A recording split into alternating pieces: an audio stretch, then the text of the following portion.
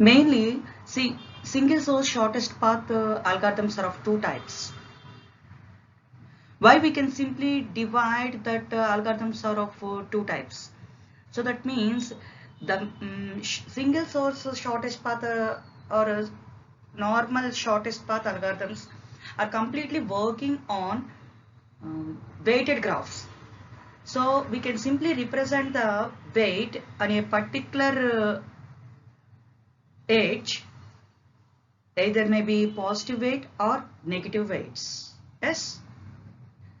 So if we represent a positive weight on a particular edge, then we can simply choose Dijkstra shortest path algorithm to find the shortest path in between the source to destination. So that's why I want to explain Dijkstra algorithm to find the shortest path. So the main aim of this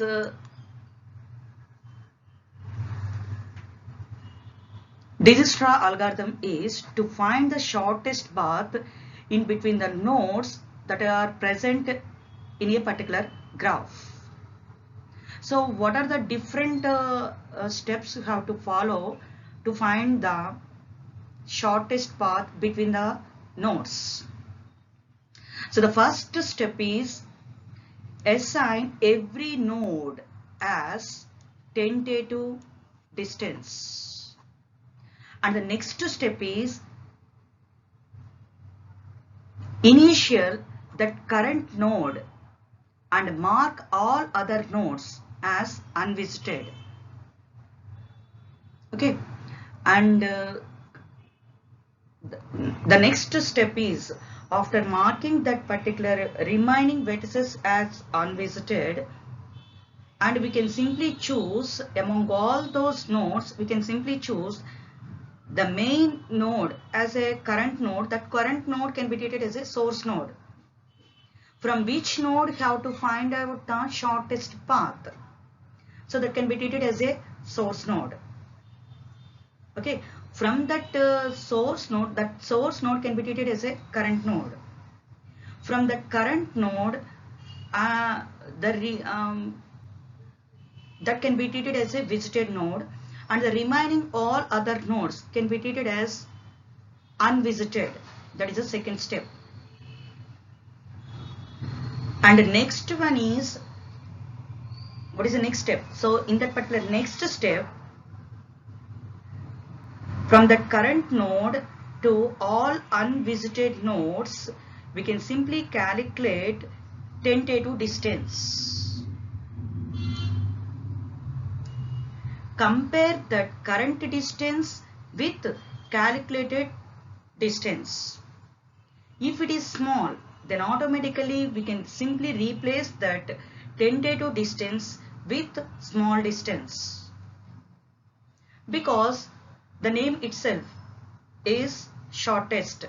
So that's why we must replace that particular tentative distance with small value.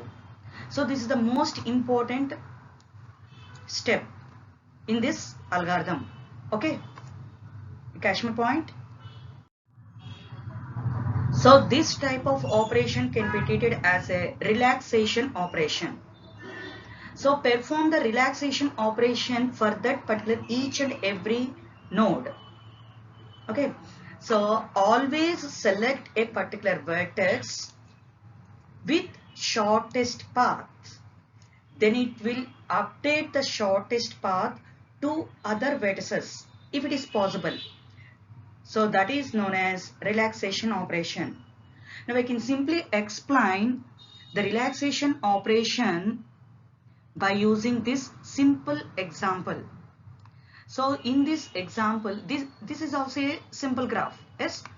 So this graph, which consists of two nodes and only one edge. We can simply connect these two nodes. These are the two nodes, U and V. Connect these two nodes by using this edge. Okay. So in this, what is 2? This is the distance of U.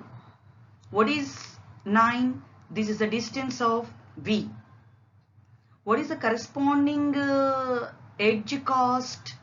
This is the corresponding edge cost is 4. So if distance of U and cost of U comma V, so that is the edge cost, is less than distance of V. So that means 2 plus 4 is the value is 6. So I want to travel from the source U to source destination V. So already traveled distance is 2. Okay. Now from in order to traveling from source U to V, again I traveled to, in addition to that, 4. So that's why 2 plus 4 is 6. Here distance of V is already marked as 9. So 6 is always less than 9. Yes. So which is the shortest? 6. So that's why here 9 is replaced with 6. So the definition itself, it will update the shortest path to other vertices if it is possible. So here 6 is purely less than 9. So that's why 9 is replaced with 6. This is known as updations. So that process is known as relaxation operation. Okay. So we can simply perform relaxation operation. So for each and every node. And next, coming to the next step. So when all the neighbors are considered of the current node, mark it as visited. So if you are already traveled from one node to another node, so that can be treated as visited node. So if we travel from source to all other nodes that are present within the given network, that nodes can be treated as a visited nodes. And next, so in that particular process, if we reach the destination, then automatically we can simply stop the process and don't go to the remaining nodes, and we can simply find out the which is the shortest. Automatically we can simply got a particular shortest path from source to that particular destination.